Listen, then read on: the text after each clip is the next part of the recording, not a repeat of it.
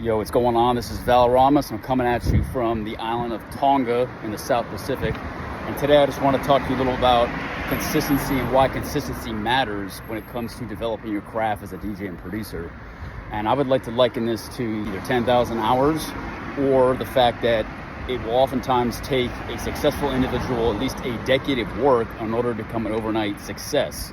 So that decade of work, that is the subsurface, that is below the surface, below the tip of the iceberg. And that is why I think you need to have a long-term mindset, play the long ball game, and realize that this is not going to be a one-shot knockout punch, but it's going to be a long 10-round slug-out fight in order to develop this craft and then finally achieve some traction in this industry. It's actually very similar to developing and building your net worth or building up a war chest of funds. It's not something you can do overnight. It's going to take many hours, hard work, and the ability to improvise, adapt, and overcome that will set you apart from other folks. Okay, so I had to stop the video because I was at a busy intersection, but you ask, what is the solution here? Well, the solution is not to focus on the outcome. It is actually to focus on the process.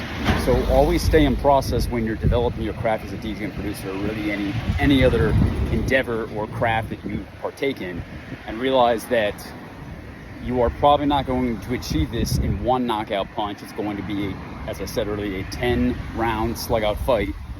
And specifically in the DJ producer world, if you are producing a consistent flow of tracks, that's what's going to set you apart and then help you achieve momentum.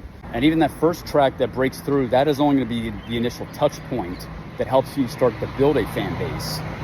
And so every time that you are releasing tracks and thinking that you're not actually building traction, I'd ask you to just take a step back and realize how far you've come over time. Take a step back, look at the data, go to Spotify for Artists, look at your data on streaming, and see how far you've actually come. And you'll probably realize that if you are consistent through time, that you have actually come a long way from the 0 monthly listeners that you had when you began. Remember, everyone starts at 0.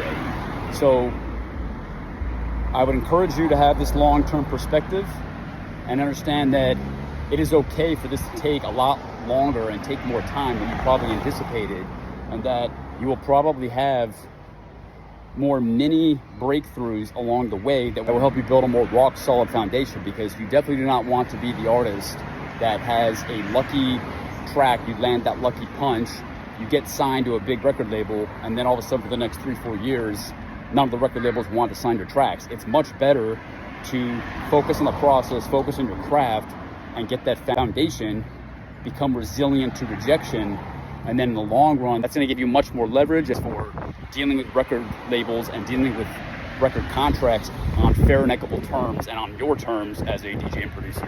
And so the reason why you should have a long-term approach to this is the benefits of compound interest. Just like in the stock market, building your total net worth, compound interest does not take an effect until much, much later. So it's the same thing with being a DJ and producer.